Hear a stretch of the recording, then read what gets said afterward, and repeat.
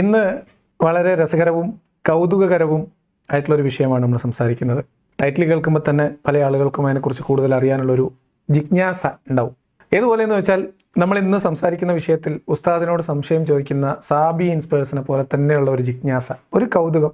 അപ്പോൾ ഞാനിങ്ങനെ ആലോചിക്കായിരുന്നു, സാബി ഇൻസ്പയേഴ്സ് എന്തുകൊണ്ടാണ് ഷിയാക്കളെ കുറിച്ചുള്ള ചർച്ചകൾ ഇങ്ങനെ കുത്തി ഉസ്താദിനോട് ചോദിച്ച് കുറേ കാര്യങ്ങളൊക്കെ ചോദിച്ചു വാങ്ങി. പൊതുവെ മുസ്ലിം ലോകത്ത് അറിയാത്ത കുറേ കഥകൾ, പ്രത്യേകിച്ച് മുഹമ്മദ് നബിയുടെ കുടുംബത്തിൻ്റെ അന്ത്യം, ഖിലാഫത്തിലുണ്ടായിരുന്ന പ്രശ്നങ്ങൾ, മുഹമ്മദ് നബിയുടെ മകളും ഭാര്യയും തമ്മിലുള്ള പ്രശ്നങ്ങൾ, സുന്നി ഷിയ പിളർപ്പിലേക്ക് നയിച്ച കാരണങ്ങൾ, അതല്ലെങ്കിൽ അതുമായി ബന്ധപ്പെട്ട ചരിത്ര സംഭവങ്ങളൊക്കെ എന്തിനാണിപ്പോൾ ഈ സമയത്ത് സാബി ഇങ്ങനെ കുത്തിപ്പൊക്കുന്നത് എന്ന് എനിക്കൊരു സംശയം ഉണ്ടായിരുന്നു. അപ്പോൾ ഈ വീഡിയോ കണ്ടപ്പോൾ എനിക്ക് ആ സംശയം എന്തായാലും മാറിക്കിട്ടി. സാബി അതുവഴി എല്ലാം സൈക്കിളിൽ യാത്ര ചെയ്ത സമയത്ത് കണ്ടതും കേട്ടതും അറിഞ്ഞതും, അല്ലെങ്കിൽ അതിനു മുൻപേ കേട്ടറിഞ്ഞതുമായിട്ടുള്ള കുറച്ച് കാര്യങ്ങളെക്കുറിച്ചുള്ള കൗതുകമാണോ അദ്ദേഹത്തെക്കുറിച്ച്, ഷിയാക്കളെക്കുറിച്ച് കൂടുതൽ അറിയാൻ ഒരു ജിജ്ഞാസ ഉണ്ടാവാൻ കാരണം എന്ന് തോന്നിപ്പിക്കുന്നതായിരുന്നു ഈ വീഡിയോയിൽ അദ്ദേഹത്തിൻ്റെ പ്രസൻറ്റേഷൻ. ഇതിനെ ഒരു തമാശ ആയിട്ട് എല്ലാവരും എടുക്കണം. ഇതൊരു തമാശ ആയിട്ടാണ് അവർ ചർച്ച ചെയ്യാൻ ശ്രമിക്കുന്നത്. പക്ഷേ ഇത് വളരെ ഗൗരവതരമായ ഇസ്ലാമിൻ്റെ പൊതുവെ സ്ത്രീകളോടുള്ള സമീപനത്തിലേക്ക് കൃത്യമായി വെളിച്ചം വീശുന്ന ചില കാര്യങ്ങൾ ഇതിനകത്ത് മറിഞ്ഞു കിടക്കുന്നുണ്ട്. ഇസ്ലാമിലെ ശരിതെറ്റുകൾ, നന്മ തിന്മകളുമായി ബന്ധപ്പെട്ട അവരുടെ സങ്കല്പങ്ങളിലെ അവ്യക്തതകളും, അതുപോലെ തന്നെ ഇതിനൊന്നും ഒരു വ്യവസ്ഥയൊന്നും ഇല്ല എന്നുള്ളതൊക്കെ നമുക്ക് മനസ്സിലാക്കി തരാവുന്ന ഒരു സംഭവമാണ് ഇത്. അതുപോലെ തന്നെ ഈ വീഡിയോയിൽ അങ്ങേയറ്റം സ്ത്രീവിരുദ്ധമായ ചില ഭാഗങ്ങൾ ആ ഉസ്താദ് പറയുന്നതായിട്ട് ശ്രദ്ധയിൽ വന്നതുകൊണ്ട് തന്നെ ആ ഭാഗം ഞാൻ ഒഴിവാക്കിയിട്ടുണ്ട്. കാരണം അത് മറ്റൊരു തരത്തിൽ ഈ വീഡിയോയിൽ കവർ ചെയ്ത് പോകുന്നുണ്ട് എന്നതുകൊണ്ടാണ് ആ ഭാഗം ഞാൻ ഒഴിവാക്കിയിട്ടുള്ളത്. അപ്പോൾ ഇത്രയും കാര്യങ്ങൾ ആമുഖമായി പറഞ്ഞുകൊണ്ട് മുത്തഅ വിവാഹം അല്ലെങ്കിൽ ടെമ്പററി മാരേജ്, അതിനെക്കുറിച്ചുള്ള ഇസ്ലാമിൻ്റെ കാഴ്ചപ്പാട് എന്താണ്, ഇതിനെക്കുറിച്ചാണ് സാബിക്ക് അറിയാൻ ഒരു താല്പര്യം. സാബി ഇങ്ങനെ കേട്ടിട്ടുണ്ട്, ഷിയാക്കൾക്കിടയിലൊക്കെ ഇത് വളരെ വ്യാപകമാണ്. ഇന്തോനേഷ്യയിലും അതുപോലെ തന്നെ ഷിയാ ഭൂരിപക്ഷമുള്ള മറ്റു പ്രദേശങ്ങളിലും ഇറാനിലും ഒക്കെ വളരെ വ്യാപകമായിട്ട് ഇത്തരം വിവാഹങ്ങൾ നടക്കുന്നുണ്ട്. എന്താണ് മുത്തഅ വിവാഹം എന്ന് ചോദിച്ചാൽ, നിങ്ങൾ ചെല്ലുന്നു, ഒരു സ്ത്രീയുമായിട്ട് ഒരു കരാറിൽ ഏർപ്പെടുന്നു. അത് ഒരു ദിവസത്തേക്കോ ഒരു മണിക്കൂറിലേക്കോ അല്ലെങ്കിൽ ഒരാഴ്ചത്തേക്കോ 3 ദിവസത്തേക്കോ, അതിനനുസരിച്ച് ഒരു തുക അല്ലെങ്കിൽ ഒരു മഹർ, ഒരു ബാധ്യത നിശ്ചയിക്കുന്നു. ആ ബാധ്യത കൊടുത്തുകൊണ്ട് നിങ്ങൾക്ക് അവരിൽ നിന്ന് കാര്യങ്ങൾ നേടിയെടുത്തുകൊണ്ട് നിങ്ങൾക്ക് മുന്നോട്ട് പോകാം. അതുകൊണ്ട് തന്നെ നിങ്ങൾക്ക് വിവാഹം കൊണ്ട്, സാധാരണ വിവാഹം കൊണ്ടുണ്ടാവുന്ന മറ്റൊരു തരത്തിലുള്ള ബാധ്യതകൾ, അനന്തരാവകാശം തുടങ്ങിയിട്ടുള്ള എല്ലാ പ്രശ്നങ്ങളിൽ നിന്നും അത് ഒഴിവാണ്. അതുകൊണ്ട് അത്ര പ്രശ്നങ്ങളൊന്നുമില്ല. ജസ്റ്റ് പോകുന്നു, പണം കൊടുക്കുന്നു, അങ്ങനെ അത് അനുവദനീയവുമാണ്. അപ്പോൾ അതിന് നിക്കാഹിൻ്റെ വാചകം ചൊല്ലലും അങ്ങനെ പല പരിപാടികളൊക്കെ ഉണ്ട്. അപ്പോൾ എന്തായാലും ഇത്തരം ഒരു സംഭവം ഇസ്ലാമിൽ അനുവദനീയമാണ്.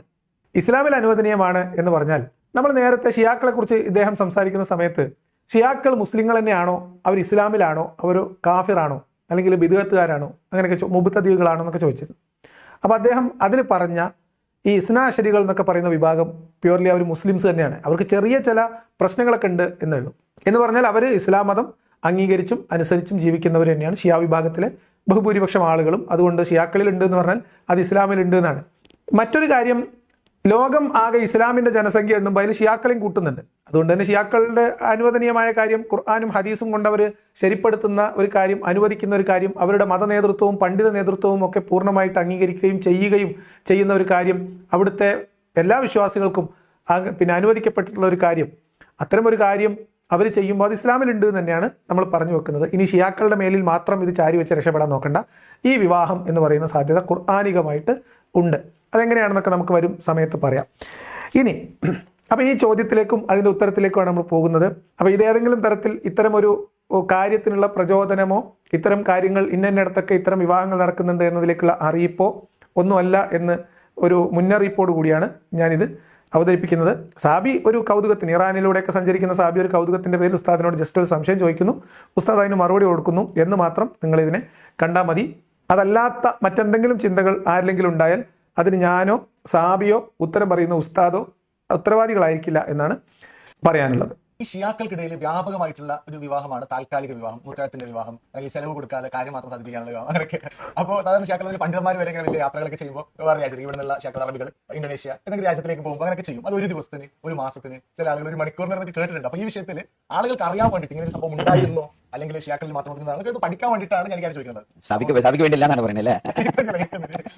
ഓക്കെ, സാബിക്ക് വേണ്ടിയല്ല, ഒരു തമാശയായിട്ടാണ് ഇവർ ഇതിനെ എടുക്കുന്നത് കേട്ടോ. മുത്തഅ എന്ന് പറയുന്ന സംഭവം അതൊരു തമാശയാണ്. ഇസ്ലാമിലൊന്നുമില്ല, അങ്ങനെ അവിടെയൊക്കെ കേൾക്കുന്നുണ്ട്. ഇസ്ലാമായിട്ടൊന്നും ഇതിന് ബന്ധമില്ല. ഇസ്ലാം പറയുന്ന ലൈംഗിക സദാചാരം, ധാർമ്മികത എന്നൊക്കെ പറയുന്ന സാധനമൊന്നും വലിയ സംഭവമാക്കിയിട്ട് മീൻസ് അതിനൊക്കെ മുന്നിൽ വെച്ച് നോക്കുമ്പോൾ ഇതൊന്നും ഒന്നുമല്ല എന്നുള്ള രീതിയിൽ വളരെ സില്ലി ആക്കിയിട്ടാണ് ഉസ്താദ് പറയുന്നത്. സാബിക്ക് വേണ്ടിയാണോ എന്നൊരു സംശയം ഉസ്താദിനുണ്ടായത് എന്തുകൊണ്ടാണെന്ന് ഉസ്താദിന് സാബിക്ക് മാത്രമേ അറിയുള്ളൂ, നമുക്കറിയില്ല. അപ്പോൾ എന്തായാലും ഇത് ഷിയാക്കളിൽ മാത്രമുള്ളതാണോ, ഷിയാക്കളിൽ അതുണ്ടോ, അതോ മറ്റു വിഭാഗങ്ങളിൽ ഇതുണ്ടോ, എന്താണ് അതിനെക്കുറിച്ചുള്ള ഒരു അഭിപ്രായം, എന്താണ് സാധനം, എന്താണ് മുത്ത മാരേജ്? മുത്ത എന്ന് പറഞ്ഞാൽ പ്യൂർലി നിങ്ങൾ എന്റർടൈൻമെന്റിന് വേണ്ടി നടത്തുന്ന വിവാഹങ്ങളാണ്. എന്ന് പറഞ്ഞാൽ സുഖാസ്വാദനം എന്ന് ഖുർആനിന്റെ ഭാഷയിൽ പറയാം. മുത്തഅത്തിന്റെ വിവാഹം അല്ലെങ്കിൽ താൽക്കാലിക വിവാഹം എന്ന് നമുക്ക് മലയാളത്തിൽ അതിനെ പരിഭാഷപ്പെടുത്താം. മുത്തഅ എന്ന പദത്തിന്റെ അർത്ഥം ആസ്വാദനം എന്നാണ്, എൻജോയ്മെന്റ് എന്നാണ്. സ്വാഭാവികം. ഇസ്ലാം എന്ന് പറയുന്ന ഒരു മതത്തിന്റെ ഒരു പ്രത്യേകത ഈ കാര്യത്തിൽ നമ്മൾ പറയുകയാണെങ്കിൽ പുരുഷന്റെ ആസ്വാദനങ്ങൾക്ക് വലിയ പ്രാധാന്യം കൊടുത്തിട്ടുള്ള, പ്രത്യേകിച്ചും ഇത്തരം ആസ്വാദനങ്ങൾക്ക് വലിയ പ്രാധാന്യം കൊടുത്തിട്ടുള്ള, അതിനെ നല്ല രീതിയിൽ പരിഗണിച്ചിട്ടുള്ള ഒരു മതമാണ് ഇസ്ലാം. സ്ത്രീകളുടെ അവസ്ഥയെക്കുറിച്ച് നിങ്ങൾ ചിന്തിക്കുന്നത് വരെ നിങ്ങൾക്ക് എന്തുകൊണ്ടും നല്ല മതം ഇസ്ലാമായിരിക്കും. സ്ത്രീകളും മനുഷ്യരാണ്, അവരും നമ്മളെപ്പോലെ അവകാശങ്ങളുള്ളവരാണ്, അവരും നമ്മളെപ്പോലെ സ്വതന്ത്ര വ്യക്തികളാണ്, അവർക്ക് വ്യക്തിപരമായിട്ടുള്ള താല്പര്യങ്ങളുള്ളവരാണ് എന്ന് നിങ്ങൾ ഒരു ചിന്തയിലേക്ക് നിങ്ങൾ വന്നു കഴിഞ്ഞാൽ പിന്നെ നിങ്ങൾക്ക് ബുദ്ധിമുട്ടാണ്. എല്ലാ മനുഷ്യരും തുല്യരാണ് എന്ന ചിന്തയിലേക്ക് വരാത്ത കാലത്തോളം മുസ്ലിമായ പുരുഷൻ എന്ന രീതിയിൽ നിങ്ങൾ ജീവിക്കുകയാണെങ്കിൽ നിങ്ങൾക്ക് ഇസ്ലാമിലെ നിയമങ്ങളൊക്കെ നിങ്ങളെ ശരിക്കും പരിഗണിച്ചിട്ടുണ്ട്. ആകെ അതിനിടയിൽ ചെറിയ പ്രയാസം എന്ന് പറയുന്നത് നിങ്ങൾക്ക് നിസ്കരിക്കൽ, നോൽമ്പ് അങ്ങനെയൊക്കെ ഉള്ളൂ. ബാക്കി നിങ്ങളുടെ സുഖാസ്വാദനങ്ങൾക്ക് പൂർണ്ണമായിട്ടുള്ള സംരക്ഷണം ഉറപ്പു തരുന്നു. അതിവിടെ മാത്രമല്ല, മരിച്ചാലും കിട്ടുന്ന തരത്തിലുള്ള സുഖാസ്വാദനം നിങ്ങൾക്ക് പൂർണ്ണമായിട്ട് ഉറപ്പു തരുന്നു എന്ന് മാത്രമല്ല, നിങ്ങളുടെ സുഖാസ്വാദന വിഭവങ്ങളുടെ അല്ലെങ്കിൽ നിങ്ങളുടെ കണ്ണിന് കുളിർമയേകുന്ന ഭൗതിക വിഭവങ്ങളുടെ കൂട്ടത്തിൽ എണ്ണിക്കൊണ്ടാണ് നിങ്ങൾക്ക് ഭാര്യമാരെ, സ്ത്രീകളെ ഒക്കെ എണ്ണപ്പെട്ടിട്ടുള്ളത്. ഈ ഭാര്യമാർ ഒരാളൊരു വിവാഹം കഴിക്കുന്നു, അതുകൊണ്ട് നിങ്ങളുടെ ആസ്വാദനത്തിന്റെ ആഗ്രഹം തീരുന്നില്ല എങ്കിൽ നിങ്ങൾക്ക് ഒന്നിലധികം ഭാര്യമാർ, 4 വരെ ഭാര്യമാരെ ഒരേ സമയത്ത് വിവാഹം കഴിക്കാം. ഇനി ആ 4 ഭാര്യമാരെ കഴിച്ചു, നിങ്ങൾക്ക് അതിലെ കൗതുകം അവസാനിക്കുകയാണ്, അപ്പൊ നിങ്ങൾക്ക് വിവാഹമോചനം, ഭാര്യയുമായിട്ടൊരു ധാരണയിലെത്തിയിട്ട് തന്നെ വിവാഹമോചനം നടത്തിയിട്ട് വേറൊരു 4 ഭാര്യമാരെ വിവാഹം കഴിക്കുന്നതിന് നിങ്ങൾക്ക് ഇസ്ലാമിൽ യാതൊരു തടസ്സമില്ല, മതപരമായിട്ട് അതിന് തടസ്സമില്ല. അങ്ങനെ ആ 4 കഴിഞ്ഞു, അപ്പൊ 8 ആയി. അത് കഴിഞ്ഞ് വീണ്ടും ഒരു 4 ഇത് ഒഴിവാക്കി വേറൊരു 4 ഭാര്യമാരെ സ്വീകരിക്കുന്നതിന് ഇസ്ലാമിൽ എന്തെങ്കിലും തടസ്സമുണ്ടോ? ഒരു തടസ്സമില്ല. ഇനി അതിനും അപ്പുറത്തേക്ക് 4, പിന്നെയും 4, അങ്ങനെ ഒരു 50 റൗണ്ട് നിങ്ങൾ കല്യാണം കഴിക്കുമ്പോഴത്തേക്ക് എത്ര ഭാര്യമാരാവും? ഒരു 200 ഭാര്യമാര്. അതിനെന്തെങ്കിലും പ്രശ്നമുണ്ടോ? ഒരു പ്രശ്നവുമില്ല. നിങ്ങൾക്ക് ആയുസ്സും ആരോഗ്യവും നിങ്ങൾക്ക് അതിനുള്ള സമ്പത്തും മഹർ കൊടുക്കാനുള്ള പൈസയും ഉണ്ടെങ്കിൽ നിങ്ങൾക്ക് 200 എന്ന് ലിമിറ്റ് ഉണ്ടോ? ഇല്ല. 400 ലിമിറ്റ് ഉണ്ടോ? ഇല്ല. 800, 1600, 3200 ഒരു ലിമിറ്റും ഇല്ല. അപ്പോൾ അതാണ് വിവാഹത്തിന്റെ കഥ.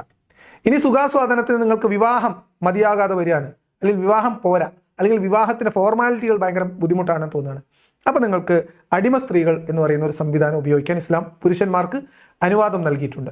അങ്ങനെ വരുമ്പോൾ നിങ്ങൾക്ക് അടിമ സ്ത്രീകളെ ലഭ്യമാകുന്ന കാലഘട്ടത്തിൽ യുദ്ധത്തിലൂടെ ലഭ്യമാകുന്ന, വീതിച്ചു കൊടുക്കപ്പെടുന്ന അടിമകൾ ഉണ്ടായിരുന്ന കാലത്ത് അങ്ങനെയും, അതല്ല ലോകത്ത് അടിമ വ്യവസ്ഥ നിലനിൽക്കുന്ന കാലം അത്രയും അടിമകളെ ചന്തയിൽ പോയി വാങ്ങുകയോ അല്ലെങ്കിൽ ഇഷ്ടക്കാർ സമ്മാനമായിട്ട് കൊടുത്തയക്കുകയോ അതല്ലെങ്കിൽ സ്വന്തം അടിമകളെ അവരിൽ പ്രത്യുൽപാദനത്തിന് വേണ്ടിയിട്ട് അവർ തമ്മിൽ വിവാഹം കഴിപ്പിച്ചു കൊടുത്തിട്ട് അതിൽ കുട്ടികളുണ്ടായി അവർ മുതിർന്നു വരുമ്പോൾ സ്വന്തം അടിമ ഫാമിൽ ഉൽപ്പാദിപ്പിക്കുന്ന അടിമ സ്ത്രീകളെയോ വരെ ഉപയോഗിക്കാവുന്ന തരത്തിൽ മനുഷ്യത്വ വിരുദ്ധമായ സുഖാസ്വാദന സംവിധാനം പുരുഷന് വേണ്ടി ഒരുക്കി കൊടുത്തിട്ടുണ്ട് ഇസ്ലാം ദീനിൽ. ഇസ്ലാമിൻ്റെ ധാർമ്മികതയൊക്കെ മനസ്സിലാക്കി, ഇസ്ലാമിൻ്റെ മാനവികതയൊക്കെ മനസ്സിലാക്കിയിട്ടാണല്ലോ പല ആളുകളും ഇസ്ലാമിനെ പുൽകുന്നതും ഇസ്ലാമിലേക്ക് അല്ലെങ്കിൽ ഇസ്ലാമിന് വേണ്ടി വാദിക്കുന്നതും. അപ്പം അത്തരം ആളുകളൊക്കെ ഈ കാര്യങ്ങളൊക്കെ അറിഞ്ഞിരിക്കേണ്ടത് വളരെ അത്യാവശ്യമാണ്. അറിയാത്ത ആളുകൾ മനസ്സിലാക്കാം. ഇനി ഇതും കൊണ്ട് ഈ ഒരൊറ്റ കാരണം കൊണ്ട് ഇസ്ലാമിലേക്ക് എല്ലാവരും കൂടി കുത്തൊഴുക്ക് നടത്തുമോ എന്നൊരു പ്രശ്നം നമ്മൾ അത് ഫേസ് ചെയ്യണം. ഒരു സമാധാനം എന്താണെന്ന് വെച്ചാൽ നമ്മുടെ നാട്ടിലെ നിയമങ്ങൾ ഈ എന്തായാലും പറയാം പേക്കൂത്തുകളൊന്നും അനുവദിക്കുന്നില്ല എന്നതുകൊണ്ട് ചെറിയൊരു ആശ്വാസമുണ്ട്. പ്രത്യേകിച്ച് അടിമത്തം ഒന്നും ഒരിക്കലും എന്ത് ചെയ്യാൻ പറ്റില്ല, ഇവർക്ക് എന്തൊക്കെ അനുവാദം പഠിച്ചം കൊടുത്തു എന്ന് പറഞ്ഞാലും നാട്ടുകാർ സമ്മതിക്കണ്ടേ, അങ്ങനെ ഒരു പ്രശ്നം ഒക്കെ നിലവിലുള്ളത് കൊണ്ടാണ് വലിയൊരു സമാധാനത്തിൽ അങ്ങനെ നമ്മൾ മുന്നോട്ട് പോകുന്നത്. അപ്പോൾ ഇതാണ് വിവാഹം, അടിമ സ്ത്രീകൾ. പിന്നെ മരിച്ചു പോയിട്ടുള്ളത് നമ്മൾ പറയും വേണ്ട. അപ്പോൾ ഞാൻ പറഞ്ഞു വന്നത്, മുസ്ലിം പുരുഷനായി നിങ്ങൾ ജീവിക്കുകയാണെങ്കിൽ ഇസ്ലാമിനോളം സുഖാസ്വാദനത്തിന് സാധ്യതയുള്ള വേറെ മേഖലയില്ല.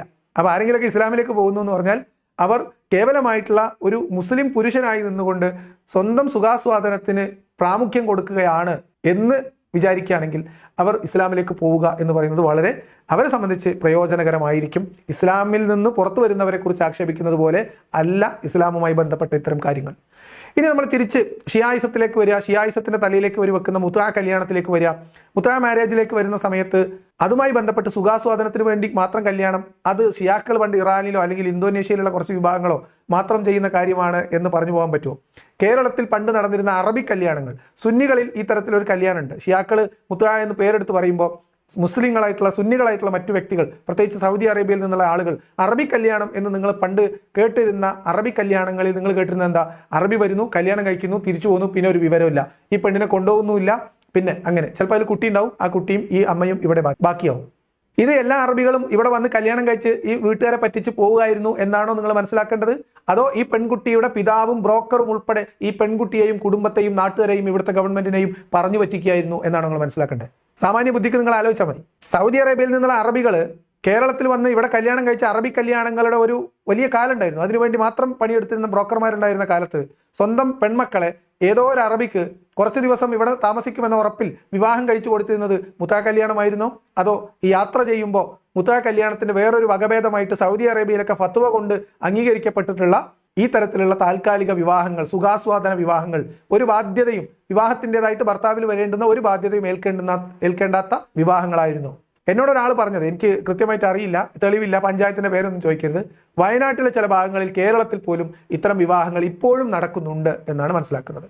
എന്തായാലും ചെന്നൈയിലും ഹൈദരാബാദിലും ഒക്കെ ഇത്തരം വിവാഹങ്ങൾ നടക്കുന്നുണ്ട് എന്നുള്ളത് എല്ലാവർക്കും അറിയാവുന്ന കാര്യമാണ്. അപ്പം മുത്താ കല്യാണം ഷിയാക്കളുടെ തലയിൽ വെച്ച് ഊരാൻ വേണ്ടിയിട്ടാണ് ഇനി ഉസ്താദിന്റെ ശ്രമം. അത് നമുക്കൊന്ന് നോക്കാം. ഇങ്ങനെ ഒരു വിവാഹം ഷിയാക്കൾക്കിടയിൽ ഇപ്പോഴും വ്യാപകമായി നടക്കുന്നുണ്ട്. അവരുടെ മതകീയ വീക്ഷണത്തിൽ അത് വളരെ പ്രാധാന്യത്തോടെ അവർ ചെയ്യുന്നുമുണ്ട്. എന്നാൽ മുതഅത്തിന്റെ വിവാഹം എന്ന് പറഞ്ഞാൽ സാധാരണ എല്ലാ വിവാഹം പോലെ അതിന്റെ ഷുറൂത്തുകൾ, കണ്ടീഷനുകൾ, വലിയ വേണം, അതുപോലെ തന്നെ നിക്കാഹ്, ഈജാബ് വേണം, കബൂൽ വേണം, സാക്ഷി വേണം, ഇതൊക്കെ അവർക്കിടയിൽ ഈ വിശ്വാസപ്രകാരം എന്തൊക്കെയോ ഒരു സാധാരണ വിവാഹത്തിന് നിബന്ധന വേണം, അത് മുഴുവനും അതിനും നിബന്ധനയാണ്. ഒരു കാര്യം മാത്രമാണ്, അതിൽ കൂടുതൽ മുദ്ദത്ത് നിശ്ചയിക്കണം, ഒരു പീരീഡ് നിശ്ചയിക്കണം, 1 ദിവസം, 2 ദിവസം, 3 മാസം, അങ്ങനെ ഒരു പീരീഡ് നിശ്ചയിച്ചുകൊണ്ടുള്ള വിവാഹത്തിനാണ് മുതഅത്തിന്റെ വിവാഹം എന്ന് പറയുന്നത്. എല്ലാവർക്കും സംശയം അറിയാലോ, ഷിയാക്കളിൽ അതുണ്ട്, അവരത് വലിയ കാര്യമായിട്ട് തന്നെ ചെയ്യുന്നുണ്ട്. ആകെ ഒരു വ്യത്യാസമുള്ളൂ, മറ്റു കാര്യങ്ങളൊക്കെ ഒരേപോലെ തന്നെ, ആകെ ഒരു വ്യത്യാസമുള്ളൂ, എന്താണ്? ഒരു പരിധി നിശ്ചയിക്കണം. അതിപ്പോൾ 1 മണിക്കൂർ നേരത്തേക്ക് കല്യാണം, അതിനിപ്പോൾ എത്ര റുപ്യ മഹർ?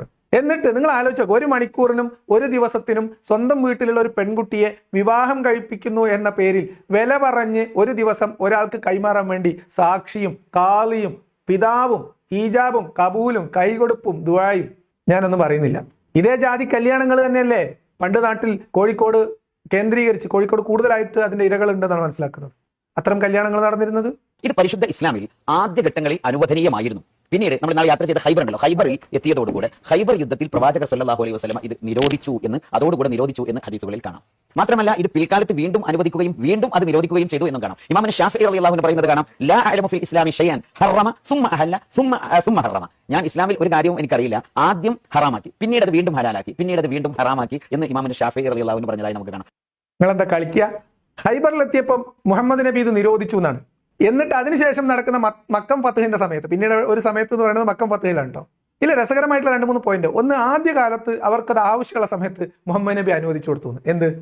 മുത്തഅ കല്യാണം എന്ന് പറഞ്ഞാൽ ആ നാട്ടിൽ ഉണ്ടായിരുന്ന ഒരു വിവാഹക്രമം തന്നെയാണ് കേട്ടോ. ആ കാലഘട്ടത്തിൽ പല തരത്തിലുള്ള വിവാഹക്രമങ്ങൾ ഉണ്ടായിരുന്നു. അതിൽ ഇപ്പൊ ഇവർ പറയുന്ന ഇസ്ലാമിലുള്ള മുത്തഅത്ത് അല്ല, ആ കാലഘട്ടത്തിൽ ഉണ്ടായിരുന്ന മുത്തഅ കല്യാണം എന്നും അതിന് സ്ത്രീകൾക്ക് കൂടുതൽ അതിനകത്ത് കുറച്ചുകൂടി ഒരു പവർ ഉണ്ടാവുമായിരുന്നു എന്നും ആ വിവാഹം മുന്നോട്ട് കൊണ്ടുപോകണോ വേണ്ടേ എന്ന്, ഈ കാലാവധിക്ക് അപ്പുറത്തേക്ക് അത് മുന്നോട്ട് കൊണ്ടുപോകണോ വേണ്ടേ എന്ന് സ്ത്രീകൾക്ക് തീരുമാനിക്കാനുള്ള അവകാശം ഉണ്ടായിരുന്നു എന്നൊക്കെയാണ് ചരിത്ര പുസ്തകങ്ങളിൽ നിന്ന് നമ്മൾ മറ്റൊരു തരത്തിൽ ഇസ്ലാമിന് പുറത്തുള്ള സോഴ്സുകളിൽ നിന്ന് നമ്മൾ വായിക്കുമ്പോൾ മനസ്സിലാവുന്നത്. പറഞ്ഞു വന്നത്, ഈ രീതിയിൽ ഹൈബറിലെത്തിയപ്പോൾ ആദ്യഘട്ടങ്ങളിലൊക്കെ മുഹമ്മദ് നബി ഇത് അനുവദിച്ചു. എന്ത്? നിങ്ങൾ വഴിപ്പോക്കര് പോണ പോക്കിൽ അവിടുന്ന് ഒരു 2 മണിക്കൂറിന് ഒരു കല്യാണം കഴിച്ചോ കുഴപ്പമില്ല, ഇവിടെ 1 ദിവസത്തിന് നിങ്ങൾ തമ്പടിക്കുകയാണെങ്കിൽ അവിടെ അയലോക്കത്ത് പോയിട്ട് ഒരു 2 ദിവസത്തിന് കല്യാണം കഴിച്ചോ കുഴപ്പമില്ല, എങ്ങനെ നബി അനുവാദം കൊടുത്തോലോ. ഓക്കെ, അപ്പൊ നബിക്ക് പരിചയമില്ലാത്തതാണോ? നബി കണ്ടിട്ടില്ലാത്തതാണോ? നബിയുടെ കുടുംബത്തിലും അല്ലെങ്കിൽ നബി ജീവിക്കുന്ന ആ പ്രദേശത്തും ആരും ചെയ്യാത്തതാണോ? അത് തെറ്റാണെന്ന് മുഹമ്മദ് നബിക്ക് മനസ്സിലാവാത്തതാണോ? അല്ല, ഇതൊക്കെ തെറ്റാണെന്ന് മനസ്സിലായ മുഹമ്മദ് നബി ഹൈബർ വരെ കാത്തിരുന്നു. എന്തിനാ? എല്ലാവർക്കും ആളെണ്ണം ആവശ്യത്തിന് സുഖാസ്വാദനത്തിനുള്ള വിഭവമായി സ്ത്രീകളെ കൈവരുന്ന കാലം വരെ ഈ മുത്തഅത്ത് അനുവദിച്ചു എന്നല്ലേ ഇത് മനസ്സിലാക്കേണ്ടത്. ഹൈബർ എന്ന് പറയുന്നത് എല്ലാം കഴിഞ്ഞ് മദീനയുടെ പരിസരത്തുണ്ടായിരുന്ന ഏകദേശ ഗോത്രങ്ങളൊക്കെ പിടിച്ചടക്കി അവിടുത്തെ സ്ത്രീകളെയും കുട്ടികളെയും ഒക്കെ ഏകദേശം ബന്ദികളാക്കി വീതിച്ചെടുത്തതിന് ശേഷം നിങ്ങൾ മുത്തഅ ചെയ്യേണ്ടതാണ്. അതിപ്പോ നിങ്ങൾ ആലോചിക്ക്, ഇസ്ലാമിൽ സ്വയംഭോഗം ഹറാമാണ്. ഓക്കെ, സ്വയംഭോഗം ഹറാമാണ്, നമുക്ക് കുറ്റം പറയാൻ പറ്റില്ല. കാരണം 4 ഭാര്യമാർ ഒരേ സമയം എന്ന തോതിൽ പരിധിയില്ലാതെ വിവാഹം കഴിക്കാനുള്ള അവസരം ഒരു ഭാഗത്തും, മറുഭാഗത്ത് വലങ്കൈ ഉടമപ്പെടുത്തിയവർ എന്ന രീതിയിൽ അടിമ സ്ത്രീകളെ യഥേഷ്ടം വാങ്ങുകയോ സമ്മാനം സ്വീകരിക്കുകയോ യുദ്ധത്തിൽ അധീനപ്പെടുത്തിയെടുക്കുന്നതിൽ അത്തരം സ്ത്രീകളെ ഉപയോഗപ്പെടുത്തുകയോ ചെയ്യാവുന്ന അനുമതി ഇത്രയും കൊടുത്തിട്ട് പിന്നെയും നിങ്ങൾ സ്വയംഭോഗം എന്നൊക്കെ പറഞ്ഞിട്ട് പോവുകയാണെങ്കിൽ നിങ്ങൾ പത്തൽ വെട്ടിത്തല്ലണം എന്ന് പഠിച്ചവന് തോന്നിയിട്ടുണ്ടാവും. അതുകൊണ്ട് സ്വയംഭോഗം ഹറാമാണ് എന്നതുപോലെ ആളെണ്ണം വീട്ടിലും പറമ്പിലും ഒക്കെ അടിമ സ്ത്രീകളെ നിറച്ചു വെച്ചപ്പോൾ ഇനി മുത്തഅ വേണ്ട എന്ന് മുഹമ്മദ് നബി തീരുമാനിക്കും. അതിനുശേഷം മറ്റൊരവസരത്തിൽ മുഹമ്മദ് നബിക്ക് പിന്നെയും അണികൾക്ക് മുത്തത്തിന് മുട്ടി നിൽക്കുകയാണെന്ന് തോന്നിയപ്പം ഇത് അനുവാദം കൊടുക്കുന്നു. അള്ളാഹിന്റെ നിയമമാണ് കേട്ടോ അതൊക്കെ. അപ്പൊ ഇത് ഷിയാക്കളിൽ മാത്രമുള്ളൂ, അതുകൂടി നമ്മൾ നോക്കണമല്ലോ. അപ്പൊ ഇസ്ലാമിന്റെ ആദ്യഘട്ടത്തിൽ നമുക്കറിയാം സഹാബാക്കൾ വീടും നാടും കുടുംബവും എല്ലാം ത്യജിച്ചു കൊണ്ടുവന്ന ആളുകൾ. അവരെ സംബന്ധിച്ചിടത്തോളം യുദ്ധത്തിലേക്ക് പോകുമ്പോൾ ഹറാമിലേക്ക് അവർ ഒരിക്കലും വീണു പോകരുത് എന്ന് കരുതി പ്രവാചകർ സല്ലല്ലാഹു അലൈഹി വസല്ലം അവർക്ക് അനുവദനീയമാക്കി കൊടുത്തു ആദ്യഘട്ടങ്ങളിൽ. എന്തൊരു കഷ്ടപ്പാടാന്ന് ആലോചിക്കണം. ഒരു കൊള്ളസംഘം നടത്തുന്ന ആൾക്കാണ് അതിന്റെ അണികളുടെ വികാരങ്ങളെ മനസ്സിലാക്കാനും അവരുടെ ആവശ്യങ്ങൾ അറിഞ്ഞ് നിറവേറ്റി കൊടുക്കാനും പറ്റുള്ളൂ അല്ലേ. ആദ്യഘട്ടത്തിൽ വീടും കുടുംബവും കൂട്ടമൊക്കെ വിട്ടിട്ട് ഇങ്ങനെ യാത്ര ചെയ്യുമ്പോൾ, എങ്ങിട്ട് യാത്ര ചെയ്യുമ്പോൾ എവിടെ പോവുമായിരുന്നു? കച്ചവടത്തിന് പോയിരുന്നോ? കപ്പലണ്ടി കച്ചവടം ആണോ? അതോ കമ്പിളി പോയപ്പിന്റെ കച്ചവടം? അതോ ഈന്തപ്പഴം പെറുക്കാൻ പോയതോ? എന്തിനു പോയതായിരുന്നു മുഹമ്മദും കൂട്ടരും? ദൂരദേശങ്ങളിൽ ദൂരദിക്കുകളിൽ ഒറ്റപ്പെട്ട് താമസിക്കുന്ന ഗോത്രങ്ങളെ പതിയിരുന്ന് കൊള്ളയെയ്യാനും ആക്രമിക്കാനും അവിടുത്തെ സ്ത്രീകളെയും കുട്ടികളെയും അടിമകളാക്കി പിടിക്കാനും അവരെ പങ്കിട്ടെടുക്കാനും അവരെ താന്താങ്ങളുടെ സമ്പത്തിന്റെ ഭാഗമായി, സ്ത്രീകളാണെങ്കിൽ അവരെ ശാരീരികമായി ചൂഷണം ചെയ്യാവുന്ന വസ്തുക്കളായി പകുത്തെടുക്കാൻ കൊള്ള ചെയ്യാൻ പോകുന്ന കൂട്ടത്തിൽ അവർക്കൊരു ബുദ്ധിമുട്ടുണ്ടാവണ്ട എന്ന് കരുതിയിട്ട് പോണ വഴിയിൽ മുത്തയും കൂടി അനുവദിച്ചു കൊടുത്ത മുത്ത് നബിയെക്കുറിച്ച് നിങ്ങൾ മനസ്സിലാക്കണം. അദ്ദേഹത്തിന്റെ കാരുണ്യം നിങ്ങൾ മനസ്സിലാക്കണം. സംഘാംഗങ്ങളെക്കുറിച്ച്, സഹാബത്തിനെക്കുറിച്ച്, അവരുടെ വൈകാരിക ആവശ്യങ്ങളെക്കുറിച്ച് മുഹമ്മദ് നബി എത്രമേൽ ശ്രദ്ധാലുവായിരുന്നു എന്ന് നിങ്ങൾക്ക് ഈ ചരിത്ര സംഭവത്തിൽ നിന്ന് മനസ്സിലാവും. അപ്പൊ ആദ്യകാലത്തിൽ അങ്ങനെയൊക്കെ അനുവദിച്ചു കൊടുത്തെങ്കിലും ഖൈബറിൽ വെച്ച് അത് നിർത്തി. പക്ഷേ പിൽക്കാലത്ത് പ്രവാചകർ സല്ലല്ലാഹു അലൈഹി വസല്ലം എല്ലാം സ്ഥാപിതായി, കാര്യങ്ങളൊക്കെ സ്ഥിരപ്പെട്ടു എന്ന് മനസ്സിലാക്കിയപ്പോൾ നബി സല്ലല്ലാഹു അലൈഹി വസല്ലം അത് നിരോധിക്കുകയും ചെയ്തു. എത്രത്തോളം മഹാനായ അലി റളിയല്ലാഹു അൻഹു തങ്ങൾ തന്നെ പറയുന്നതായി കാണാം. അന്ന റസൂലുള്ളാഹി സല്ലല്ലാഹു അലൈഹി വസല്ലം നഹാ അൻ നിക്കാഹിൽ മുത്അ, മുത്തഅത്തിന്റെ വിവാഹത്തോട് പ്രവാചകർ സല്ലല്ലാഹു അലൈഹി വസല്ലം നിരോധിച്ചു എന്ന് സയ്യിദന അലി ഇബ്നു അബി താലിബ് റളിയല്ലാഹു അൻഹു പറഞ്ഞതായി അയിമത്തു സുന്നത്ത് ജമാഅത്തിന്റെ പണ്ഡിതന്മാർ ഹദീസ് അലി റളിയല്ലാഹു അൻഹു തൊട്ട് ഉദ്ധരിക്കുന്നുണ്ട്. അപ്പൊ അലി റളിയല്ലാഹു അൻഹുവിൽ നിന്ന് ഉദ്ധരിക്കുന്ന ഒരു ഹദീസാണ് ഖൈബറിൽ വെച്ച് ഈ സംഭവം നിരോധിച്ചു. കാരണം അതിന്റെ അടുത്ത പ്രദേശത്തുള്ള മുഴുവൻ സ്ത്രീകളെയും അവർ ബന്ദികളാക്കി പിടിച്ചു കഴിഞ്ഞു. കുറെ ആൾക്കാർ ആവശ്യത്തിന് കല്യാണം കഴിച്ചു കഴിഞ്ഞു. ഇവർ തന്നെ അങ്ങോട്ടും ഇങ്ങോട്ടും മക്കളെയും പിന്നെ പെങ്ങന്മാരെയും ഒക്കെ കെട്ടിച്ച് കല്യാണം കഴിപ്പിച്ചു കൊടുത്തു. ആവശ്യത്തിന് അങ്ങോട്ടും ഇങ്ങോട്ടും ഇവർ തമ്മിലുള്ള വൈവാഹിക ബന്ധത്തിന്റെ ഗ്രാഫ് വരച്ചാൽ, പണ്ട് നമ്മൾ സ്ലേറ്റിലൊക്കെ സ്കൂളിൽ LP സ്കൂളിലും ഒക്കെ പഠിക്കുന്ന സമയത്ത് 1, 2, 3, 4 അങ്ങനെ 16 വരെയൊക്കെ എണ്ണീട്ട് ഇങ്ങനെ ഓരോ ലൈൻ വരക്കൂലേ. 1 നിന്ന് 5ലേക്ക് പോട്ടെ, 5 നിന്ന് 7ലേക്ക് പോട്ടെ, 7 നിന്ന് 4ലേക്ക് പോട്ടെ എന്ന് പറഞ്ഞ് വരക്കൂലേ, പരസ്പരം മുട്ടാതെ. അങ്ങനെ വരച്ചെല്ലാം അവസാനിപ്പിച്ച് കഴിയുമ്പോൾ ആ സ്ലേറ്റിന്റെ ഒരു രൂപം ഉണ്ടാവില്ലേ. എന്നതുപോലെയാണ് ഇവർ പരസ്പരം കുട്ടികളെ കെട്ടിച്ചു കൊടുത്ത കഥ ചിത്രം വരച്ചുണ്ടാവുക. അപ്പൊ ആ രീതിയിൽ ഒരു ഭാഗത്ത് കല്യാണങ്ങൾ ഒരു ഭാഗത്ത് പൊടി പൊടിക്കുന്നു, മറുഭാഗത്ത് ഇങ്ങനെ കൊള്ള ചെയ്ത് അടിമകളാക്കി പിടിക്കുന്ന സ്ത്രീകളെ ഇവിടെ വരുന്നു. ചന്തയിൽ യഥേഷ്ടം അടിമ കച്ചവടം നടക്കുന്നു. അപ്പോൾ ഉള്ളവൻ ഇല്ലാത്തവനും ഉള്ളവൻ കൂടുതൽ ആവശ്യമുള്ളവനും ഒക്കെ ചന്തയിൽ പോയിന്നു, വിൽക്കുന്നു, വാങ്ങുന്നു, എല്ലാ ഇടപാടും നടക്കുന്നു. അതിന്റെ ഇടയിലാണ് മുഹമ്മദ് നബിക്ക് അവിടുന്ന് ഇവിടുന്നും രാജാക്കന്മാര് സമ്മാനമായിട്ട് അടിമ സ്ത്രീകളെ കൊടുത്തയക്കുന്നു. ഇങ്ങനെ ഇരിക്കുന്ന ഒരു കാലത്ത് മുഹമ്മദ് നബി ഖൈബറിലെത്തിയപ്പം ഇത് എന്താ പറയാ, അധികമായാൽ അമൃതും വിശന്നാണല്ലോ. അതുകൊണ്ട് മുഹമ്മദ് നബി തീരുമാനിച്ചു ഇതൊക്കെ ഉണ്ടായിട്ട് ഇവർ മുത്തക്കും പോകാൻ ശരിയല്ല, എന്നാൽ മുത്ത വേണ്ട എന്ന് നബി പറഞ്ഞു എന്ന് അലിയിൽ നിന്ന് ഹദീസ് ഉദ്ധരിക്കുന്നു എന്നാണ്. ഈ ഖൈബർ കഴിഞ്ഞിട്ടല്ലേ കൂട്ടരെ മക്കം ഫത്ത് വരുന്നത്? ആ സമയത്തോ? മാത്രമല്ല മുത്തഅത്തിനെ കുറിച്ച് നമുക്ക് പറയാം. നബി സല്ലല്ലാഹു അലൈഹി വസല്ലം തങ്ങൾ പറയുന്നു, യാ അയ്യുഹന്നാസ്, ഓ ജനങ്ങളെ, ഖദ് അദിൻതു ലക്കും ഫിൽ ഇസ്തിംതാ, ഞാൻ നിങ്ങൾക്ക് ആദ്യം തമത്തുഇന്റെ വിവാഹം അഥവാ മുത്തഅത്തിന്റെ വിവാഹം നിങ്ങൾക്ക് അനുവദിച്ചു തന്നിരുന്നു. അലാ, നിങ്ങൾ അറിയണം, വ ഇന്നല്ലാഹ ഖദ് ഹറമഹ ഇലാ യൗമിൽ ഖിയാമ, ഖിയാമത്ത് നാൾ വരെ അത് നിരോധിച്ചിരിക്കുന്നു, അത് വിരോധിച്ചിരിക്കുന്നു എന്ന് നമുക്ക് പ്രവാചകർ സല്ലല്ലാഹു അലൈഹി വസല്ലം തങ്ങൾ പറഞ്ഞതായി കാണാം. അങ്ങനെ ഒരു ഹദീസ് വേറുണ്ട് എന്നാണ്. എന്നാലോ പിന്നെ അനുവദിക്കേണ്ടി വന്നു. പിന്നെ ഒരു ആവശ്യം വന്നപ്പോൾ അള്ളാഹ് ഖിയാമത്ത് നാൾ വരെ ഹറാമാക്കിയ സാധനം മുഹമ്മദ് നബി താൽക്കാലികമായി ലിഫ്റ്റ് ചെയ്ത് കൊടുക്കുന്നു. എവിടെ വെച്ചിട്ടാ? മക്കം ഫത്ഹിന്റെ സമയത്ത്. ഇതിൽ ഷിയാക്കൾ ഒഴികെയുള്ള ഇസ്നാഅശരികളായ അത് ആ വിഷയത്തെ ഷിയാക്കൾ നിഷേധിക്കുന്നു. സുന്നത്ത് ജമാഅത്തിന് അതാണ് ഞാൻ അയിമത്ത് സുന്നയുടെ അടുക്കൽ സ്ഥാപിതാണെന്ന് പറഞ്ഞത്. മാത്രമല്ല ഈ വിഷയത്തെക്കുറിച്ച് മക്ക വിജയത്തിന്റെ വേളയിൽ അനുവദനീയമായിരുന്നു എന്ന് നമുക്ക് കാണാം. ആ സമയത്ത് വീണ്ടും അത് ഹറാമാക്കുകയാണ് പ്രവാചകർ സല്ലല്ലാഹു അലൈഹി വസല്ലം തങ്ങൾ ചെയ്യുന്നത് മക്കയുടെ സമയത്ത്. ആ സമയത്ത് അതുകൊണ്ടാണ് ഇമാം ശാഫി തങ്ങൾ ഹറമ സുമ്മ അഹല്ല സുമ്മ ഹറമ എന്ന് ഉപയോഗിക്കാൻ കാരണം. എങ്ങനെയുണ്ട്? ഒരു കാലത്ത് ഖിയാമത്ത് നാൾ വരെ അള്ളാഹ് നിങ്ങൾക്ക് ഹറാമാക്കി തന്നു, ഹറാമാക്കിയിരിക്കുന്നു എന്ന് പറഞ്ഞ മുത്ത കല്യാണം മക്കം ഫത്ഹിന്റെ ബേജാറിൽ അവിടെ സഹാബികൾക്ക് മദീനയിൽ നിന്ന് മക്കം റൈഡിന് വേണ്ടി പോയ സമയത്ത് സഹാബികൾക്ക് വീണ്ടും കല്യാണമോഹം, താൽക്കാലിക കല്യാണമോഹം. അപ്പൊ തന്നെ അത് തൽക്കാലത്തേക്ക് 1-2 ദിവസത്തേക്ക് ഇത് ചെയ്തു കൊടുത്തു, ഇളവ് ചെയ്തു കൊടുത്തു. എന്ത്? അള്ളാഹിന്റെ ഹറാമ്. എന്നിട്ട് മക്കം ഫത്ത് കഴിഞ്ഞപ്പോൾ വീണ്ടും ഹറാമാക്കി എന്നാണ്. ഇതിനൊക്കെ സാമാന്യമായിട്ട് ഇതൊക്കെ കുത്തിയിരുന്ന് ഇതൊക്കെ കിതാബിലുണ്ടെങ്കിലും ഇതൊക്കെ ഇങ്ങനെ ചോദിക്കാനും പറയാനും ഉളുപ്പില്ല ചങ്ങായിമാരെ എന്നാണ് എനിക്ക് നിങ്ങളോട് ചോദിക്കാനുള്ളത്. എന്താ ഈ മുത്തക കല്യാണം എന്ന് പറഞ്ഞാൽ എന്താ അതിന് നമ്മളെ നാടൻ ഭാഷയിൽ പേര് പറയാ? ആരും കമന്റിൽ എഴുതരുത് പ്ലീസ്. സ്വന്തമായിട്ട് ആലോചിച്ചാൽ മതി.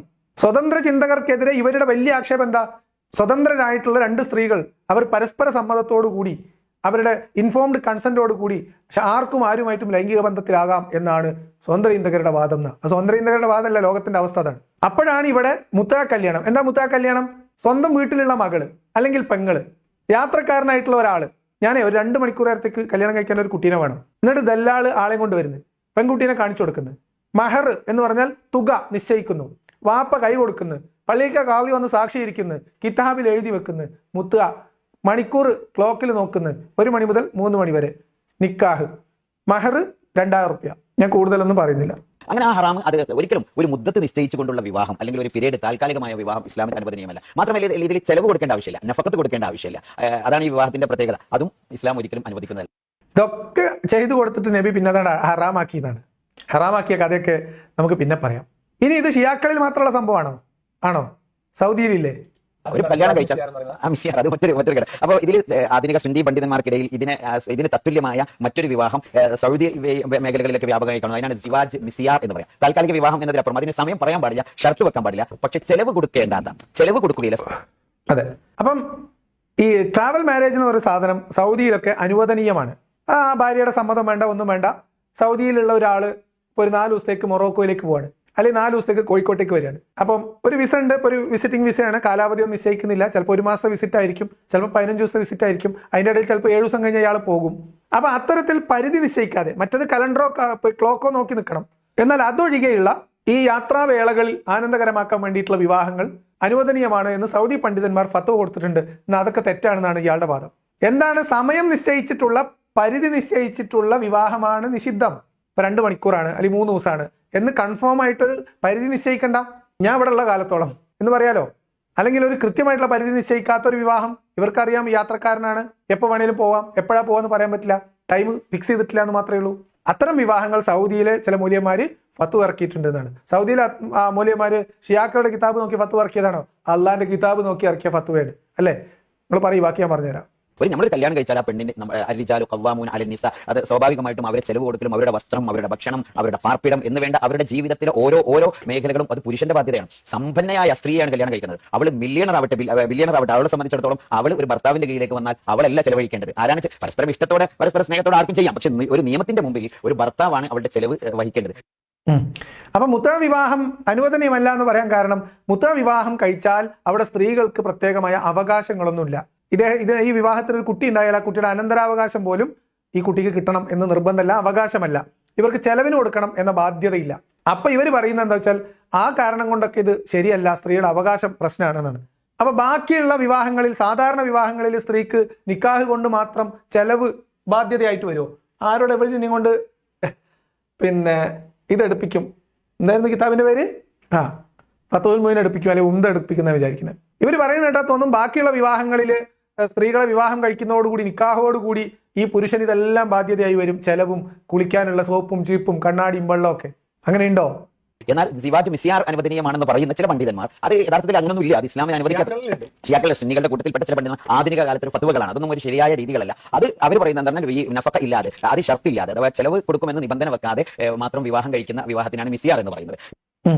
അപ്പൊ ആ മിസിയാർ അതുപോലെ അങ്ങനെ ഫത്വയൊക്കെ പറഞ്ഞാണ്, അതൊന്നും ശരിയല്ല. അതൊന്നും ശരിയല്ലെങ്കിൽ ഇപ്പൊ നമ്മൾ ഈ ഖുർആൻ വചനം എന്താ ചെയ്യാന്നും കൂടി ഉസ്താദ് പറഞ്ഞിട്ടുണ്ട്. എന്താണ് ഖുർആൻ വചനം? ഇത് 4:24 മറ്റുള്ളവരുടെ വിവാഹ ബന്ധത്തിലിരിക്കുന്ന സ്ത്രീകളും നിങ്ങൾക്ക് നിഷിദ്ധമാക്കപ്പെട്ടിരിക്കുന്നു, നിങ്ങളുടെ കൈകൾ ഉടമപ്പെടുത്തിയ അവർ ഒഴികെ. നിങ്ങളുടെ മേൽ അള്ളാഹുവിന്റെ നിയമം അത്ര ഇത്. നിങ്ങൾ ആലോചിക്കണം, ഇങ്ങനെ അടിമകളാക്കി പിടിച്ചോണ്ടിരുന്ന, വിഹിതം വെച്ചെടുക്കുന്ന അടിമ സ്ത്രീകളെ കുറിച്ചാണ് ഈ പറയുന്നത് കേട്ടോ. അവരുടെ ഭർത്താക്കന്മാർ ജീവിച്ചിരിപ്പുണ്ടെങ്കിലും അതൊന്നും നിങ്ങൾ കാര്യാക്കണ്ട എന്നാണ് അർത്ഥം. അത്തരം ആളുകളിൽ നിന്ന് നിങ്ങൾക്ക് ഇനി, അപ്പൊ അവിടെ ഭർത്താവ് ജീവിച്ചിരിപ്പുണ്ടെങ്കിലും അടിമ സ്ത്രീയുമായിട്ട് ശാരീരിക ബന്ധം പുലർത്തുന്നതിൽ നിങ്ങൾക്ക് ഒരു കുഴപ്പമില്ല എന്നാണ്. ഇനി അതിനപ്പുറമുള്ള ആളുകൾക്ക് നിങ്ങളുടെ ധനം നൽകിക്കൊണ്ട് തേടുന്നത് നിങ്ങൾക്ക് അനുവദിക്കപ്പെട്ടിരിക്കുന്നു. ബ്രാക്കറ്റ് ഞാൻ മനഃപൂർവ്വം വായിക്കാത്തതാണ്. അക്ബർ സാഹിബിന് തോന്നുമ്പോൾ ബ്രാക്കറ്റ് പോലെ എടുത്ത് കളയും. പിന്നെ വെറുതെ എന്തിനാ നമ്മൾ ഇല്ലാത്ത ബ്രാക്കറ്റ് വെറുതെ വായിക്കുന്നത്? അപ്പം ഈ അടിമ സ്ത്രീകളുടെയും സ്വന്തം ഭാര്യമാരുടെയും കാര്യം കഴിഞ്ഞാൽ അതിനപ്പുറമുള്ള സ്ത്രീകളുമായി നിങ്ങളുടെ ധനം നൽകിക്കൊണ്ട് തേടുന്നത് നിങ്ങൾക്ക് അനുവദിക്കപ്പെട്ടിരിക്കുന്നു. എന്നിട്ടോ അങ്ങനെ അവരിൽ നിന്ന് നിങ്ങൾ വല്ല സുഖവും അനുഭവിച്ചാൽ അവർക്കുള്ള വിവാഹമൂല്യം ഒരു ബാധ്യത എന്ന നിലയിൽ നിങ്ങൾ നൽകേണ്ടതാണ്. നിശ്ചയിച്ചതിന് ശേഷം അന്യോന്യം തൃപ്തിപ്പെട്ട് വല്ല വിട്ടുവീഴ്ചയും ചെയ്യുന്നതിൽ നിങ്ങൾക്ക് കുറ്റമൊന്നും ഇല്ല താനും. അപ്പൊ നിങ്ങളൊരു ഫിക്സഡ് എമൗണ്ട് ഒക്കെ ഫിക്സ് ചെയ്തു, പിന്നെ കാര്യപരിപാടികൾ കഴിഞ്ഞപ്പോൾ ഒരു 50% ഡിസ്കൗണ്ട് ചെയ്യാമെന്ന സ്ത്രീ തീരുമാനിക്കുകയാണെങ്കിൽ നിങ്ങൾക്ക് കുഴപ്പമൊന്നുമില്ല, അത് നിങ്ങൾക്ക് ഹലാലാണ് എന്നാണ്. അപ്പം സുഖം അനുഭവിച്ചു കഴിഞ്ഞാൽ നിശ്ചയിച്ച തുക കൊടുക്കൽ നിങ്ങളിൽ ബാധ്യതയാകും എന്ന ഈ ഖുർആൻ വചനം തന്നെയാണ് അവധി നിശ്ചയിച്ചോ അവധി നിശ്ചയിക്കാതെയോ സുഖാസ്വാദനം എന്ന ഒറ്റ ലക്ഷ്യം മുൻനിർത്തിയിട്ടുള്ള വിവാഹത്തിന് ഫത്വ കൊടുക്കുന്നവർക്കും ഷിയാക്കൾക്കും ഒക്കെയുള്ള തെളിവ്. എന്നിട്ടാണ് ഫത്വയാണ്, അതൊന്നും കാര്യമാക്കണ്ട, അതൊന്നും ഹലാലാണ് എന്ന് പറയാൻ പറ്റില്ല എന്ന് പറയുന്നത്. എങ്ങനെയുണ്ട്? ഇസ്ലാമിന്റെ മഹത്വം നിങ്ങൾ മനസ്സിലാക്കിയിട്ടില്ല എന്നാണ് നിങ്ങളോട് പറയുന്നത്. ഇത്രയും ഒക്കെ അനുവാദമുള്ള ഇസ്ലാം, ഇതൊക്കെയാണ് ഇസ്ലാം എന്ന് പഠിച്ചാൽ ആരായാലും ഒന്ന് ഇസ്ലാമായി വരാം എന്ന് തീരുമാനിച്ചുപോലെ സ്വാഭാവികം. അപ്പൊ ഇനി ബാക്കി എന്താ പറയാനുള്ളത് എന്ന് നോക്കാം. എന്നാൽ പരിശുദ്ധ ഇസ്ലാമിൽ നമുക്കറിയാം ഇബാദിയാക്കളാവട്ടെ, സെയ്ദികളാവട്ടെ, ഇസ്മായിലികളാവട്ടെ, സുന്നികളാവട്ടെ, ഇവരൊക്കെ ഈ വിവാഹം അനുവദനീയമല്ല എന്ന പക്ഷക്കാരാണ്. എന്നാൽ ഷിയാക്കളുടെ കൂട്ടത്തിൽ ഇസ്നാ അശരികൾ പറയുന്നത് ഈ വിവാഹം ഇസ്ലാമിൽ അനുവദനീയമായിരുന്നു. പിന്നീട് ഉമർ റളിയല്ലാഹു അൻഹു, ഉമർ ഇബ്നുൽ ഖത്താബ് റളിയല്ലാഹു അൻഹു ആണ് ഈ വിവാഹം നിരോധിച്ചത് എന്നാണ് അവരുടെ അഭിപ്രായം. ഉമർ അനുവദിക്കാൻ, നബി അനുവദിച്ച ഒരു മുത്താ കല്യാണം നിരോധിക്കാൻ ഉമർ ആരാന്ന് ഷിയാക്കൾ ചോദിക്കും. സ്വാഭാവികല്ലേ? ഖുർആനിൽ കിടക്കുന്നത് ഇതാണ്. നിങ്ങൾ ഒരു കരാറിൽ ഏർപ്പെടുകയും സുഖം അനുഭവിച്ചാൽ അതിന് പറഞ്ഞുറപ്പിച്ച തുക കൊടുക്കുകയും ചെയ്യുക. ഇനി ആരെങ്കിലും കരാറൊക്കെ പറഞ്ഞുറപ്പിച്ചു, പിന്നെ നിങ്ങൾക്ക് അതിൽ വല്ല വിട്ടുവീഴ്ച ഉണ്ടായാൽ നിങ്ങൾക്കത് ഇളവ് ചെയ്ത് കിട്ടുന്നതിൽ നിങ്ങൾക്ക് കുഴപ്പമില്ല എന്ന് പറഞ്ഞാൽ ഇതിന്റെ പേരനല്ലേ ഈ പറഞ്ഞതൊക്കെ. ഞാൻ കൂടുതലൊന്നും പറയുന്നില്ല. ഇനി ഞാൻ പറഞ്ഞത് ഇവർക്ക് ചെലവിന് കൊടുക്കൽ. ഇപ്പൊ മറ്റു കല്യാണങ്ങൾ എടുക്കുക, മറ്റു വിവാഹങ്ങൾ, ഇപ്പോൾ നമ്മുടെ നാട്ടിൽ പറയുന്ന സാധാരണ വിവാഹങ്ങളിൽ ഈ വിവാഹ മൂല്യം എന്നതുകൊണ്ട് ഉദ്ദേശിക്കുന്നത് സ്ത്രീയുടെ ശരീരം പുരുഷന്റെ ആവശ്യത്തിന് വേണ്ടി ഉപയോഗിക്കുന്നതിനുള്ള പണം എന്ന് തന്നെയാണ്. അതിലെന്തെങ്കിലും സംശയമുണ്ടോ? സംശയം ഉണ്ടെങ്കിൽ അവർക്ക് മഹറിനെ കുറിച്ച് അവസാനം സാബി ചോദിക്കുന്നുണ്ട്, അവിടെ ഞാൻ പറഞ്ഞുതരാം. ഇനി വിവാഹം കഴിച്ചു, വിവാഹം കഴിച്ചാൽ സാധാരണ വിവാഹത്തിൽ വിവാഹം കഴിച്ചതുകൊണ്ട് മാത്രം ചെലവിന് കൊടുക്കൽ പുരുഷന്റെ ബാധ്യതയാവൂല. പുരുഷന് അവൻ എന്താവശ്യത്തിനാണോ സ്ത്രീയെ വിവാഹം കഴിച്ചിട്ടുള്ളത് ആ ആവശ്യ പൂർത്തീകരണത്തിന് ഉതകും വിധം സ്ത്രീ ശരീരം പുരുഷന് സമർപ്പിക്കുമ്പോൾ മാത്രമാണ് ചെലവിന് കൊടുക്കൽ ബാധ്യതയാവുള്ളൂ. പിന്നെ അതല്ലാതെ ചെലവിന് കിട്ടേണ്ട ചെറിയ ഇളവുകളുണ്ട്. അതേ സമയത്ത് സ്ത്രീ ഒരു ദിവസം പുരുഷന് ഈ ബന്ധം നിഷേധിച്ചാൽ, ഇന്ന് എനിക്ക് താല്പര്യമില്ല, മൂടില്ല കാക്കേ എന്ന് പറഞ്ഞാൽ അന്ന് ചെലവിന് കൊടുക്കണ്ട. സ്ത്രീയുടെ ഒരു ആവശ്യത്തിന് പുറത്തുപോയി, അന്ന് ചെലവിന് കൊടുക്കണ്ട. കാരണം പുരുഷന്റെ സുഖാസ്വാദനത്തിന് സ്ത്രീയുടെ അവിടുത്തെ അസാന്നിധ്യം തടസ്സമാകുന്നു എന്നതുകൊണ്ട് തന്നെ ചെലവിന് കൊടുക്കൽ എന്ന ബാധ്യതയിൽ നിന്ന് പുരുഷൻ ഒഴിവാണ്. അസുഖം വന്നാൽ ചികിത്സിക്കൽ, മരുന്ന് വാങ്ങിക്കൊടുക്കൽ, ട്രീറ്റ്മെന്റ് എടുക്കൽ ഇസ്ലാമിൽ ഭർത്താവിന്റെ ബാധ്യതയാണോ? ചെലവിന് കൊടുക്കൽ സംരക്ഷിക്കണം പറയണം ബാധ്യതയാണോ? അല്ല. വിവാഹം കഴിഞ്ഞ സ്ത്രീക്ക് പിന്നീട് ഇവന്റെ ശാരീരികമായ ആവശ്യങ്ങൾ പൂർത്തീകരിക്കുന്നതിന് തടസ്സമാകുന്ന ഒരു അസുഖം ഭാര്യയ്ക്ക് ബാധിച്ചാൽ ആ ഭാര്യയെ ഒഴിവാക്കാൻ ആ അസുഖം മതിയായ കാരണമാണ് എന്ന് എഴുതി വെച്ച മതമാണ് ഇസ്ലാം. എന്നിട്ടാണ് സംരക്ഷണത്തിന്റെ ഗീർവാണമടി. അതുകൊണ്ട് സാബി മാർഗ്ഗമില്ല, വിവാഹം അത് തീർത്തും പരിശുദ്ധ ഇസ്ലാം സമ്പൂർണ്ണമായി നിഷിദ്ധമാണെന്ന് പറഞ്ഞ ഒരു വിവാഹം തന്നെയാണ്. അപ്പൊ സാബി ഇങ്ങനെയൊക്കെ ഇറാൻ വഴിയൊക്കെ പോകുന്നു എന്നുള്ളത് കൊണ്ടാണോ സാബി ഇത് ചോദിക്കുന്നത്? അതോ ഇതൊക്കെ കേട്ട് ആസ്വദിക്കാനാണോ? അതോ ഇതൊന്നും അറിയാത്തത് കൊണ്ടാണോ? എനിക്ക് മനസ്സിലാവുന്നില്ല. എന്തിനാണ് വെറുതെ ഇങ്ങനെ സൈക്കിൾ ചവിട്ടിയിട്ട് സൗദി അറേബ്യയിൽ പോയിട്ട് ഇസ്ലാമിന് ഇതുപോലത്തെ നാറ്റക്കേസ് ഉണ്ടാക്കി വെക്കുന്നത്? എന്തിനാണ് സാബി? സൈക്കിളും ചവിട്ടി അവനെ വഴി പോയി വന്നാൽ പോരെ? അല്ലെങ്കിൽ ഇങ്ങനത്തെ ചോദ്യങ്ങൾ ചോദിക്കാതിരുന്നൂടെ എന്നൊക്കെയാണ് എനിക്ക് സാബിയോട് ചോദിക്കാനുള്ളത്. സ്ത്രീ ഒരിക്കലും ചൂഷണം ചെയ്യുന്ന രീതി, അത് ആദ്യഘട്ടത്തിൽ ആ ഒരു ചൂഷണം ചെയ്യുന്ന രീതി ഒരിക്കലും പരിശുദ്ധ ഇസ്ലാം അനുവദിക്കില്ല. സ്ത്രീക്ക് വളരെ പക്വമായ സ്ഥാനം നൽകുകയും സ്ത്രീ സ്വാതന്ത്ര്യം നൽകുകയും, നമുക്കറിയാം ജനിക്കാൻ പോലും അവകാശം നിഷേധിക്കപ്പെട്ട ഒരു കാലഘട്ടത്തിലാണ് പ്രവാചകർ സല്ലല്ലാഹു അലൈഹി വസല്ലം ഭൂജാതനാകുന്നത്. അപ്പോൾ ആ കാലഘട്ടത്തിൽ അന്നത്തെ സാമൂഹ്യ വ്യവസ്ഥയോട് അനുയോജ്യമായ പല കാര്യങ്ങളും നൽകി മെല്ലെ ഘട്ടം ഘട്ടമായാണ് പരിശുദ്ധ ഇസ്ലാം നിരോധിക്കുന്നത്. മദ്യ നിരോധനം പോലെ മറ്റു കാര്യങ്ങളൊക്കെ പോലെ ഘട്ടം ഘട്ടമായിട്ടാണ് ഇസ്ലാം. എല്ലാം ഘട്ടം ഘട്ടമായിട്ട് നിരോധിച്ചതാണ് അടിമത്തം. ഏത് ഘട്ടം? എവിടുത്തെ ഘട്ടം? ഘട്ടം ഘട്ടമായിട്ടാണ് ലൈംഗിക സദാചാരം ഉണ്ടാക്കിയെടുത്തത്. എന്ത് ഘട്ടം? ഏത് ഘട്ടം? യാത്ര ചെയ്യണവന് കല്യാണം കഴിക്കാം, കല്യാണം, അറബിക് കല്യാണം, എല്ലാ ഏർപ്പാട് നടക്കുന്നുണ്ട്. അടിമത്തം എന്ത് ഘട്ടത്തിൽ, എവിടുത്തെ ഘട്ടത്തിൽ അവസാനിപ്പിച്ചത്? ഒരു ഘട്ടവും ഇല്ല. മനുഷ്യന്മാരുടെ ഇടയിൽ പറയാൻ പറ്റാത്ത ഒരു കാലഘട്ടം വരുമ്പോഴാണ് ഇസ്ലാമിൽ ഇതൊക്കെ തെറ്റാവുന്നത്. ഇപ്പൊ ഇസ്ലാമിൽ അടിമത്തം നിരോധിച്ചത് ഘട്ടം ഘട്ടമായിട്ടാണെന്ന് പറയും. ഏത് ഘട്ടം? കാലഘട്ടം. മനുഷ്യന്മാർക്ക് ഇത് അയ്യേ എന്ന് തോന്നുന്ന ഒരു കാലഘട്ടം. അപ്പൊ നമ്മുടെ നാട്ടിലുള്ള ആളുകൾക്ക് 4 ഭാര്യമാര് വരെ ആകാം എന്ന് പറഞ്ഞിട്ടും ഒറ്റ കല്യാണത്തിൽ ഒതുങ്ങുന്നതും രണ്ടാമത് കല്യാണം കഴിക്കാൻ ആഗ്രഹം ജനിക്കാത്തത്, അപൂർവമായിട്ട് ഭാര്യമാര് സമ്മതിക്കാത്തതുകൊണ്ടാണെന്ന് നിലവിളിക്കുന്ന മുജാഹിദ് ബാലുശ്ശേരിമാരുണ്ടാവും. പക്ഷെ ബഹുഭൂരിപക്ഷം മുസ്ലിങ്ങളും ഒരു ഭാര്യ ഒരേ സമയം എന്ന നിലവാരത്തിൽ മുന്നോട്ട് പോകുന്നത് എന്ത് ഘട്ടം കൊണ്ടാ? കാലഘട്ടം അല്ലെ? അപ്പൊ ഇസ്ലാമിൽ മാറ്റം ഉണ്ടാക്കുന്നത് ഇസ്ലാമിലെ ഘട്ടമൊന്നുമല്ല, കാലഘട്ടമാണ് എന്ന് ജസ്റ്റ് സാന്ദർഭികമായിട്ട് പറഞ്ഞെന്ന് മാത്രം. ശരിക്കും പറഞ്ഞാൽ ആ ഒരു യുദ്ധ സമയത്ത് ആദ്യ കാലങ്ങളിൽ അവരുടെ ഭാര്യമാർ ഇസ്ലാമിൽ വന്നിട്ടുണ്ടാവില്ല. അങ്ങനെ ചില ഘട്ടങ്ങളൊക്കെ ഉണ്ടായിരുന്നു. പോകുന്ന സമയങ്ങളിലൊക്കെ അത്തരം ചില കാര്യങ്ങളൊക്കെ ആദ്യഘട്ടത്തിൽ അനുവദനീയമായിരുന്നു. പക്ഷേ പിന്നീട് അത് പരിശുദ്ധ ഇസ്ലാം നമ്മൾ നേരത്തെ പറഞ്ഞു വിശ്വസിക്കുന്ന ഒരാൾക്ക് വേണമെങ്കിൽ ചെയ്യാനാണോ?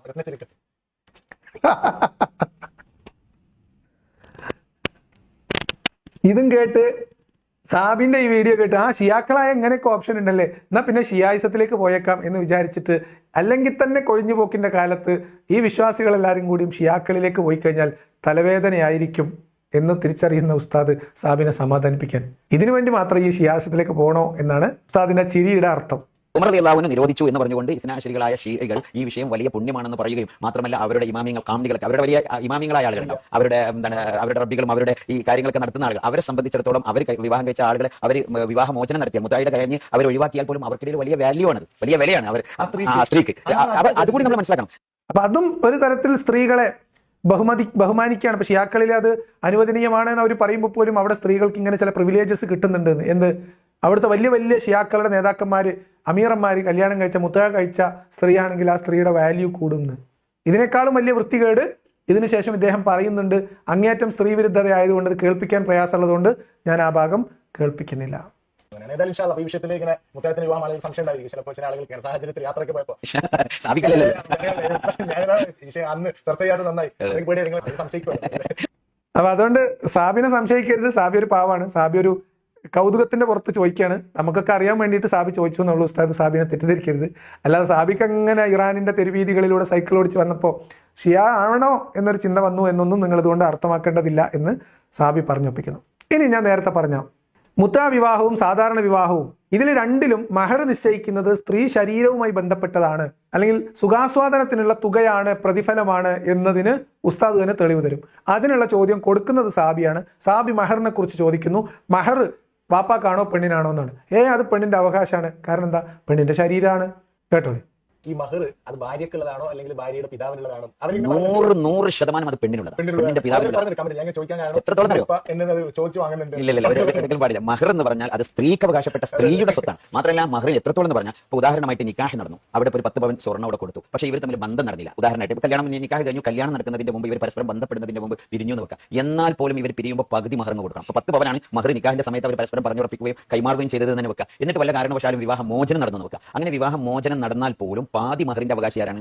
5 പവൻ സ്വർണ്ണം ആരാണ്? നടന്നില്ലെങ്കിൽ പോലും നിക്കാഹ് നടന്നാൽ പോലും ഈ പെണ്ണിന്റെ അവകാശത്തിൽപ്പെട്ടതാണ്. കൃത്യമായി നമ്മൾ മനസ്സിലാക്കേണ്ട കാര്യം. എന്താ അവകാശം?